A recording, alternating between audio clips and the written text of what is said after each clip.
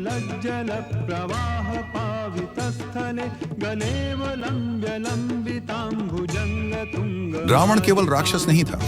क्या आपने कभी सोचा है, वो रावण जिसे हम रामायण में खलनायक के रूप में जानते हैं, वो रावण जिसने सीता का हरण किया था, उसी रावण को एक महान पंडित, तंत्र और ज्योतिष शास्त्र का मर्म ज्ञान और एक सिद्ध योगी भी कहा जाता है। इसी रावण ने एक रहस्यमयी ग्रंथ की रचना की, रावण संहिता, जो आज भी भविष्य जानने और जीवन की दिशा बदलने में सक्षम माना जाता है।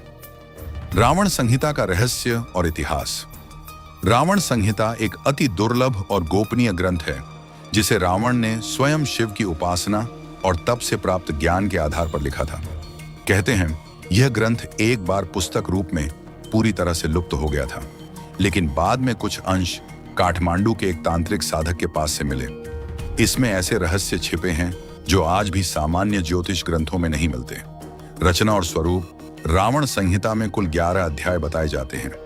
आपके चेहरे, आंखों, नाखून, चलने के ढंग से कैसे पता करें आपकी मृत्यु, विवाह, भाग्य और रोगों के बारे में। सपनों का राज। अगर आप सपने में शिवलिंग देखें तो क्या होगा, या काला नाग दिखे तो किस संकट का संकेत है, नकारात्मक ऊर्जा या भूत बाधा है, तो रावण संहिता बताएगी उसका कारण और समाधान भी।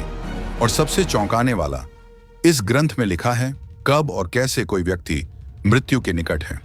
यह केवल तंत्र या टोना नहीं, बल्कि विज्ञान और अनुभव का ऐसा संकलन है जिसे रावण ने अपने ज्ञान, तप और शिव कृपा से प्राप्त किया था। तो सवाल यह है, क्या रावण सचमुच आने वाले युगों की भविष्यवाणी कर गया था, या फिर यह केवल एक खोया हुआ रहस्य है जिसे फिर से खोजा जाना चाहिए। यह ग्रंथ न केवल जन्म पत्रिका, बल्कि चेहरे, नाखून, स्वप्न और व्यवहार से भी भविष्य बताने का दावा करता है। आधुनिक खोज और विवाद। हाल के वर्षों में कई साधकों और शोधकर्ताओं ने रावण संहिता के कुछ अंशों को इंटरनेट और पुस्तकों के माध्यम से पुनः प्रस्तुत किया है, लेकिन यह भी सच है कि इसकी प्रामाणिकता पर विवाद बना हुआ है। कुछ मानते हैं कि यह ग्रंथ तांत्रिक प्रवृत्तियों को बढ़ावा देता है, जबकि कुछ इसे विश्व का सबसे रहस्यमयी ज्योतिष ग्रंथ मानते हैं। वैज्ञानिक दृष्टिकोण। वैज्ञानिक दृष्टि से देखा जाए तो रावण संहिता में अंकित कई गणनाएं सांख्यिकी और खगोल शास्त्र पर आधारित हैं। भले ही इसे चमत्कार माना जाता है, लेकिन इसके पीछे गणितीय और तार्किक आधार भी मौजूद है। फिर भी आधुनिक विज्ञान इसे पूरी तरह प्रमाणित नहीं कर पाया है। रावण की विद्वता, एक अनदेखा पक्ष। रावण केवल एक राक्षस नहीं, बल्कि एक महान विद्वान भी था। वह शैव साधक, आयुर्वेदाचार्य, संगीतज्ञ और ज्योतिषाचार्य था। उसके ग्रंथ रावण संहिता, अर्का प्रकाश और कुमार तंत्र उसके ज्ञान की ऊंचाई को दर्शाते हैं।